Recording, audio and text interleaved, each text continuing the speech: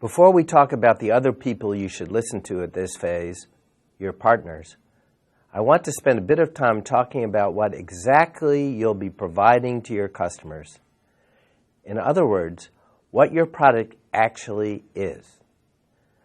This will link very closely to our discussion on strategy, but it's also very important to understand what your value proposition truly is when talking to your customers. The first thing that's so important to understand is that no product is the best for every potential customer. As an example, think about tomatoes. When most people think of a perfect tomato, they probably think in terms of taste, color, size, and other properties of the tomato. But if you think about it, this isn't necessarily important for every customer. The tomato processing industry, which uses tomatoes to make things like pasta sauce and ketchup, is around $1 billion a year industry. Do you think the color and size of the tomatoes matters for customers in this industry as much as, say, low cost and nutritional content? The value of your product will be critically linked to who your customer is and what their problem is. In addition, you should always remember your product isn't just what you're making. Your value proposition centers around your ability to solve a particular customer problem. As an example, think about Apple's iPad. Is the value you receive from an iPad just from the physical device? Or is it from the apps you can purchase to solve all sorts of problems? Is it from the number of Apple stores where you can fix your iPad if it breaks? Is it from the ability to transfer all your information to a new device if you get it one? Finally, the sheer look and feel of the iPad and how that makes you feel may be the most important component of all. How much would you pay for an iPad if these weren't part of the product? As you're talking to your customers and learning about their problems, you need to realize that you're offering as much more than a single product you might be trying to sell. The easier you make it for them to solve their underlying problem, the easier it will be to make them a customer. To clarify this, we'll again turn to Theodore Levitt, who breaks the total product down into the generic product, the expected product, the augmented product, and the potential product.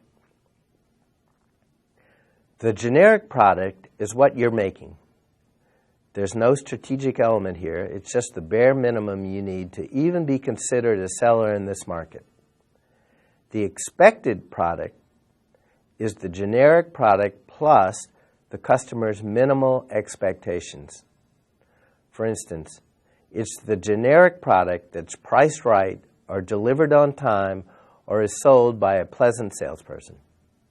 It's not just the product, but also your customers' minimal requirements to make them willing to buy from you. The augmented product is the expected product plus intentional differentiation. We'll talk much more about the strategic value of differentiating your product in the next module, but this is the product that makes your customers want to buy from you as opposed to your competitors. For instance, it could be your generic product priced right and including a very high level of service. Alternatively, it could be your generic product priced extremely low with bare bones customer service. Augmenting your product is what will provide differentiation, which we'll see is the cornerstone of strategy. The last piece that makes up your total product is the potential product, which is the augmented product plus everything that can be done.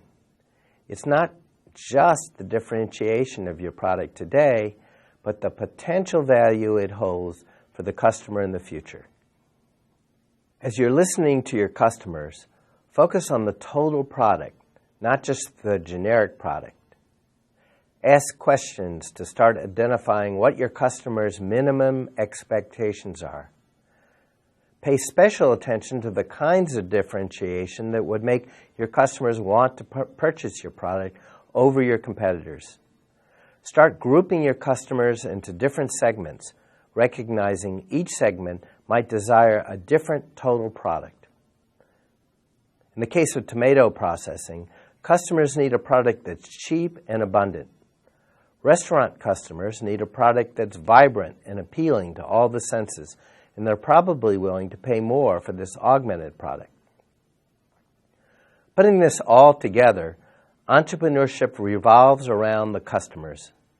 We determine who our customers are, listen to them extremely carefully, find out what total product meets their needs, and never hesitate to pivot if what we want to sell isn't what the customer wants.